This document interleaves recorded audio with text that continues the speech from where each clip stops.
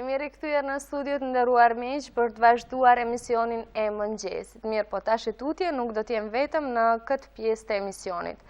Me mua në studio do t'jetë Shamsedin Sajhadi, për ndryshe është artisti i vitit i zgjedhur për vitin 2014 nga komuna e Prizrenit. Shamsedin, mirë se erdhe në emisionin e mëngjesit. Mirë se ju gjeta. Faleminderit që pate kohë të vish në emisionin tonë dhe ta pranosh ftesën. Ju jeni për ndryshe edhe koreograf i vallëzimit në shkollën Mehmet Akif. Mehmet Akif jam. Në shkollën Mehmet Akif gjendem si koreograf. Në pozicion e koreografit jam në Prishtinë dhe në Gjakov, mbasi që studimet i kam në Prishtinë aktualisht. Për këtë arsye jam në kolegjin Mehmet Akif në Prishtinë dhe në Gjakov. Aty i përgatis nxënësit për olimpiada ndërkombëtare në fushën e vallëzimit, si dhe për shfaqjet të ndryshme të shkollës. Kështu për momentin gjendem dhe jam aktiv edhe në këtë fushë, në këtë kolegje. Si artist i vitit në komunën e Prizrenit, kur e morët këtë shpërblim, si u ndjeve?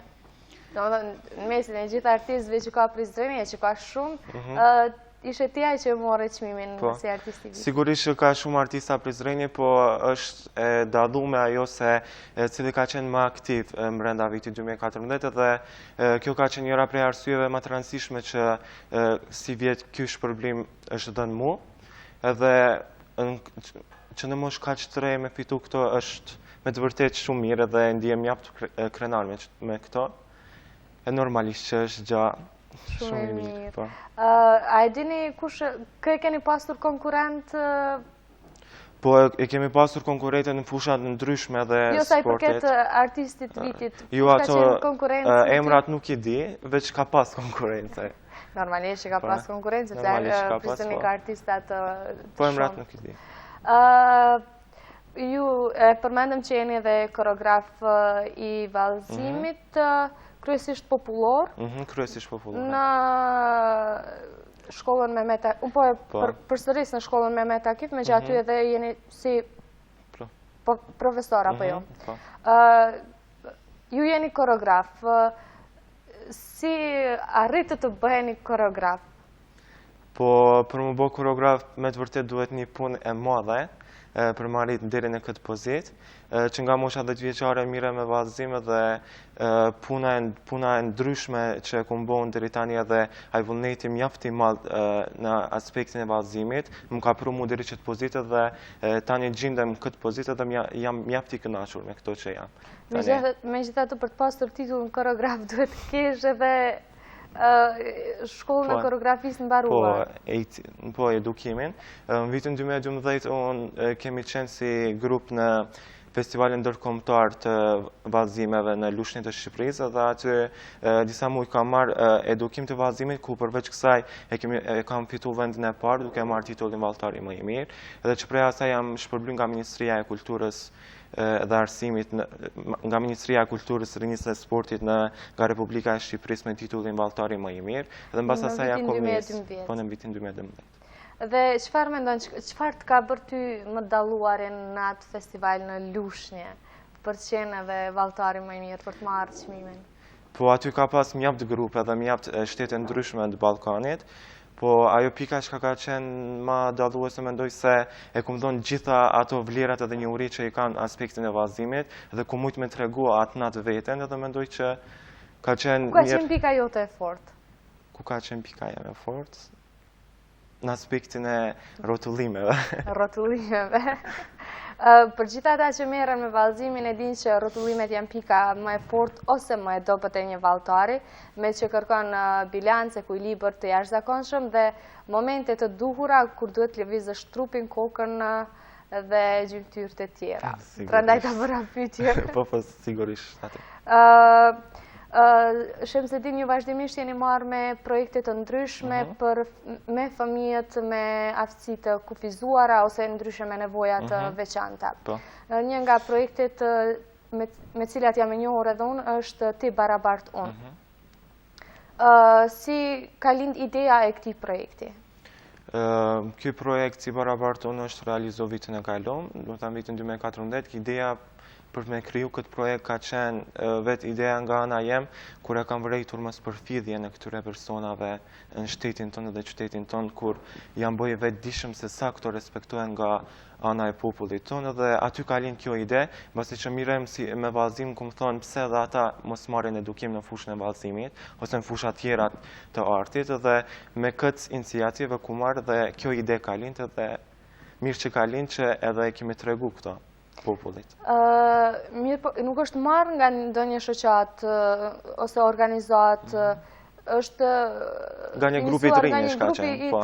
Nuk kemi qenë brenda një shoqate, kemi qenë brenda një grupi të rinjësh. Ka qenë ide një grupi të rinjësh. Po. A keni pasur përkrahje, ose të paktën nga kush keni pasur mbështetje?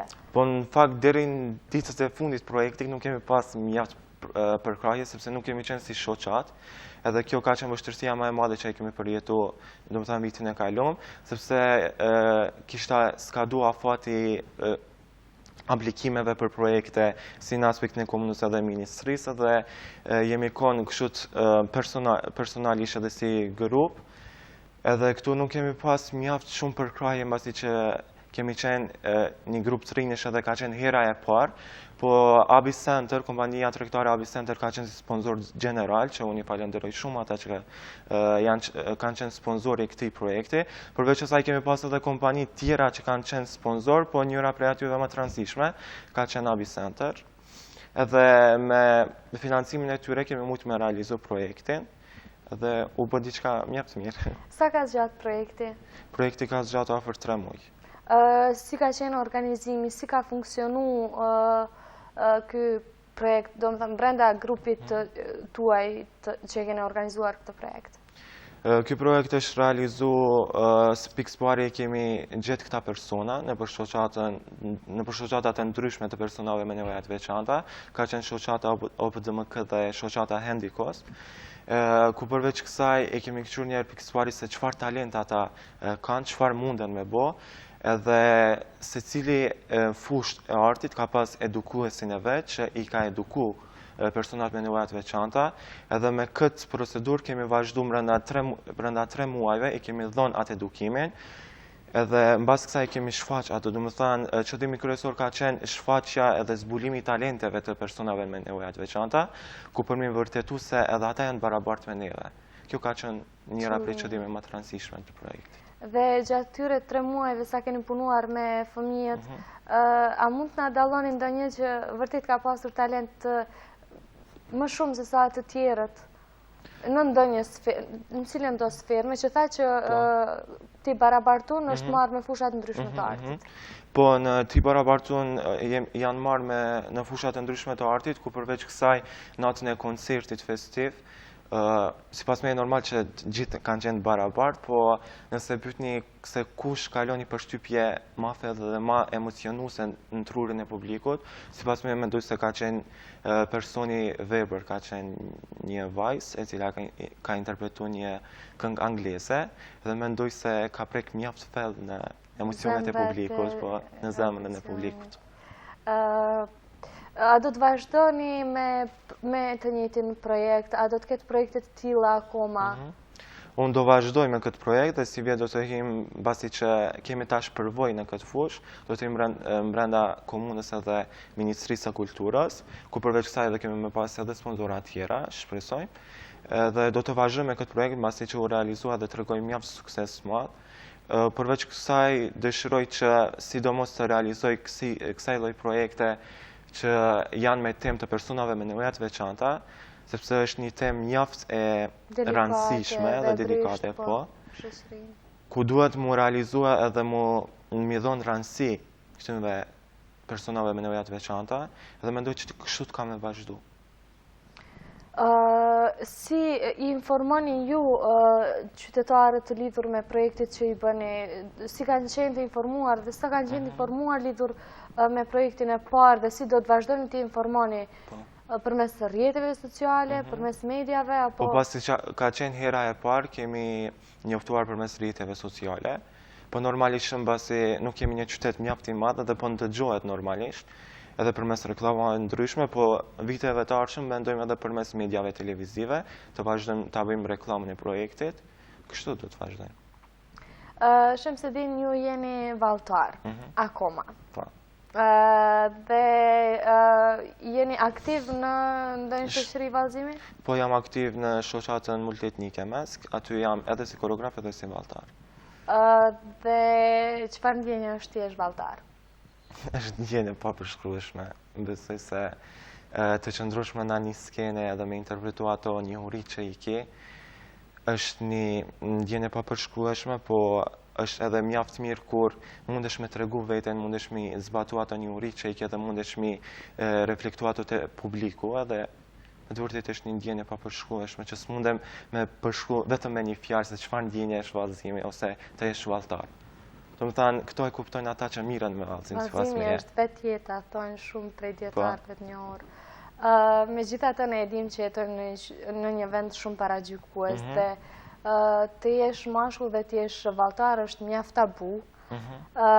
Sa të ka penguar ty kjo për të arritur këtu ku je? Domethënë të jesh mashkull dhe të jesh valltar dhe mjaft i suksesshëm atje.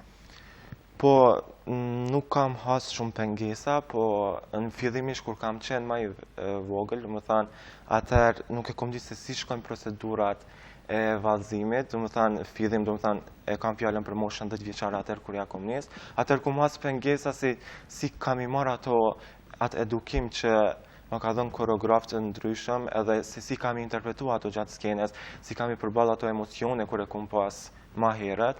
Do të thënë, mjaft pengesa nuk kum has, po kum dëgju prej rrethit që ka, do të thënë, pengesa edhe valltar tjerë edhe valltare tjera që kanë as pengesa, po unë personalisht nuk kum as shumë pengesa, se gjithmonë edhe nga ana e shoqërisë edhe nga ana e familjes gjithmonë kam pas përkrahje në këtë fushë dhe kjo ka qenë një motiv mjaft i madh te unë pasi që arrita deri këtu. Do të thënë, këto unë mendoj se përkrahja e madhe dhe motivacioni i madh që t'jep publiku është çon ty drejt suksesit logjikisht dhe kjo ka qenë sipas meje.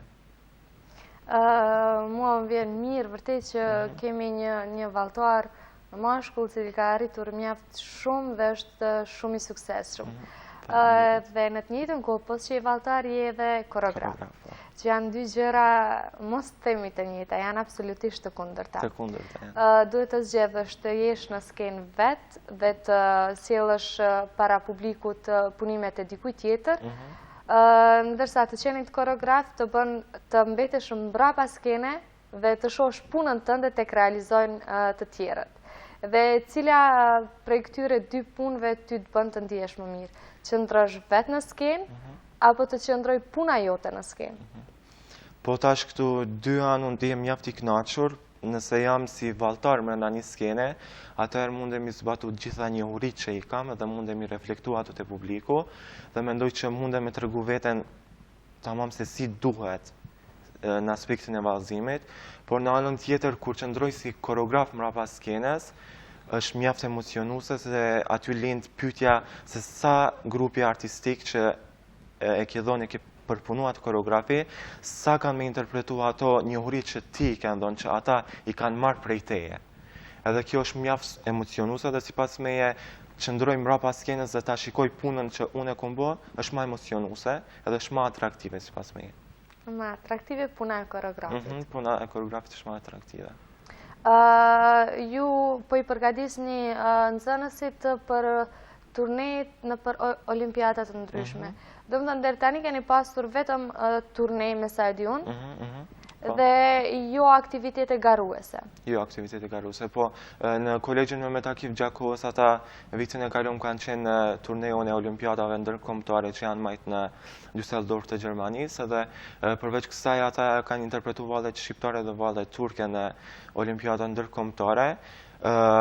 Janë pëlqy vallëzimet tona, do të thënë tradita kulturore shqiptare pëlqejet gjithmonë nga shtetet e tjera, sepse me të vërtetë në aspektin e vallëzimit jemi një popull mjaft i pasur, i pajisur edhe të pasur në aspektin e vallëzimit, ku me koreografit tona dhe me traditat tona mundemi me tregu se çfarë shteti edhe se sa i pasur është shteti në aspektin e traditave. Ata nuk kanë qenë në aspektin e garimit, po vitin e ardhshëm do të jenë me siguri në aspektin e garues dhe mendoj që do të tregojnë një vend, një sukses, një vend mjaft mirë, kur do të shkojnë ata, sepse gjithmonë besoj në traditat tona që janë të pajisur dhe janë të pasur Padyshim që po. me vlerat tona. Padyshim që po. Dhe për fund, Shamsedin, cili është mesazhi yt për gjithë rinin dhe për gjithë shikuesit që po na ndjekin vazhdim?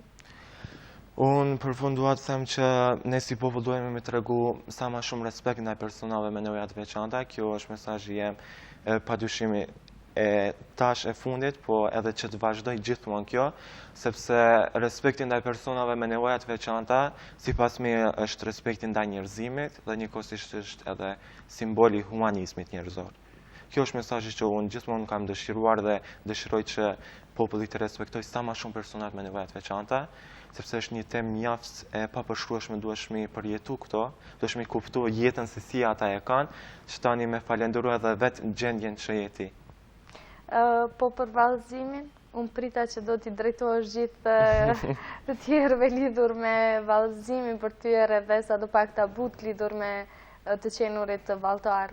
Po tash në aspektin e vallëzimit, të kesh një talent që Zoti ta ka falë në aspektin e vallëzimit, aty duhesh me përpunu talentin që e ke dhe sipas asaj duhesh me përparu, domethënë duhesh me pas një pasion mjaft madh në aspektin e vallëzimit.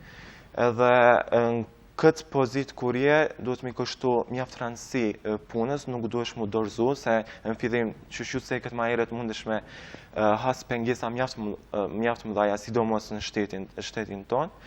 Edhe përveç saj nuk duhesh kur mu dorëzu, edhe duhesh mi kushtu mjaft rëndësi punën që e ki, edhe kur nuk kime pas ato paragjykime që munden marrë nga ana e popullit, duke mos i marrë parasysh këto, duke vazhdu me një drejtim që unë do të bëhem një vallëtar ose një koreograf, nëse vazhdojsh vetëm në këtë drejtim dhe nuk i dëgjojsh as një paragjykim dhe nuk i marrësh ato përpara, atëherë pa dyshim që ki marrit një sukses, që unë kështu të kom bë me këtë sistem kom shku, edhe i preferoj gjithve që të shkojnë në këtë rrugë, domethënë të mos dorëzohen. Sipas me kjo është mesazhi që mundem të dhënë në aspektin e vallëzimit. Faleminderit shumë Shamsedin, të nderuar shikues, me ne në studio ishte Shamsedin Sajhadi, artisti i vitit 2014 i shpallur nga Kuvendi Komunal midis shumë artistëve të tjerë, artisti i vitit në vitin 2012 në Lushnjë, tashmë koreograf i shkollave të Kosovës të Mehmet Akifit, ku do që ndodhen ato, dhe cilit i dëshirojmë fat dhe sukses në punën e tij që bën, në turnet e tij dhe në garat që i pret. Faleminderit edhe një herë që ishe prezent në emisionin e mëngjesit. Edhe unë ju falenderoj juve për ftesën. Ne të nderuar shikues e vazhdojmë emisionin.